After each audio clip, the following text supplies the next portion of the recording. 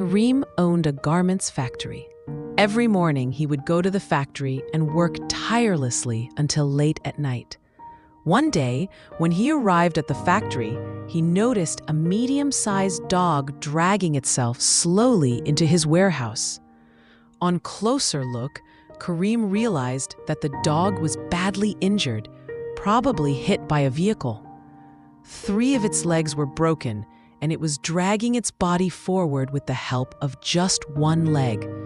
Its jaw was damaged, and there were wounds on its belly. Karim felt deep pity for the dog. He thought about taking it to a veterinary doctor, getting it treated, and once it recovered, setting it free in the streets. He picked up the phone to call the doctor, but before dialing, a strange thought crossed his mind. He put the phone back down. He reflected. The dog was severely injured, unable to walk, eat, or arrange food for itself. Let me see, he thought, how nature provides sustenance for this helpless creature.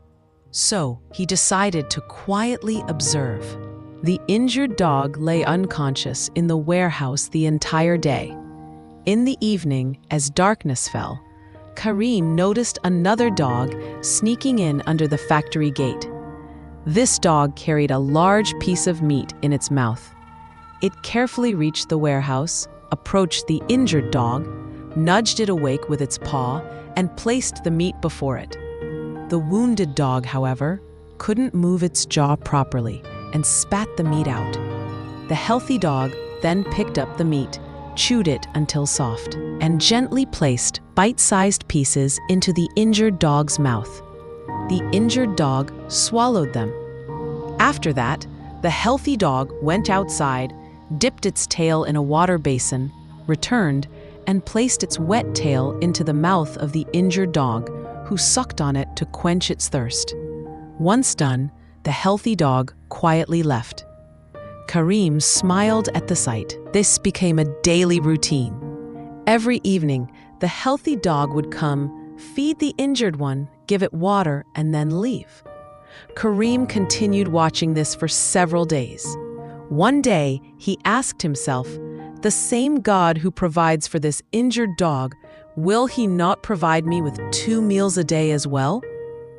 The question shook him. He spent the whole night searching for its answer until he grasped the essence of trust in God. Tawakkul. He handed over the factory to his brother and withdrew from worldly life. He began fasting all 30 days of the month, spending his nights in prayer from dawn until the following morning. Years passed with him standing humbly in worship. During this time, God continued to provide him sustenance and accepted his prayers. Eventually, people began calling him Sufi Baba. His reputation grew so much that people even kept the dust from his feet as charms around their necks. But then, another incident occurred that changed everything, turning Sufi Baba back into Karim. It was a mildly warm winter afternoon. Dozens of disciples sat in Sufi Baba's gathering, listening to him speak about the secrets of spirituality. In the flow of conversation, he narrated the story of the injured dog. At the end, he told his followers, "Provision always follows man, but foolish humans have started chasing after provision. If one truly has trust in God, then sustenance finds its way to him, just like that injured dog to whom another dog brought food. From that dog, I learned the lesson of trust. I left worldly pursuits and devoted myself to God's path. Today, I sit among you as a reward for that trust.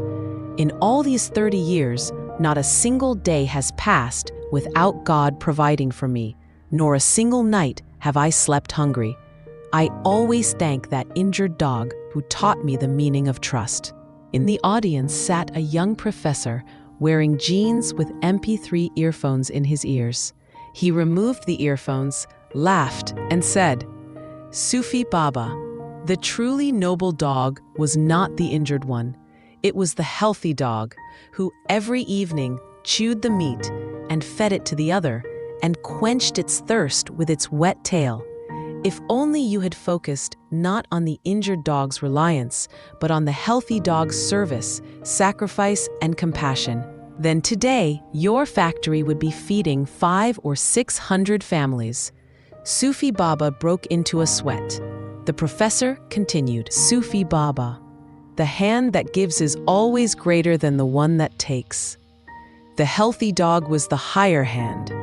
The injured one was the lower. Sadly, you only saw the lower hand, but failed to notice the upper. I think all your spirituality and reliance was rooted in self-interest, because one generous businessman is far better than 10,000 idle, unskilled ascetics. The young man stood up, greeted respectfully, and left the gathering. Karim prayed 2 cycles of prayer, locked up the gathering place, and reopened his factory. From then on, he devoted himself to both worship and business.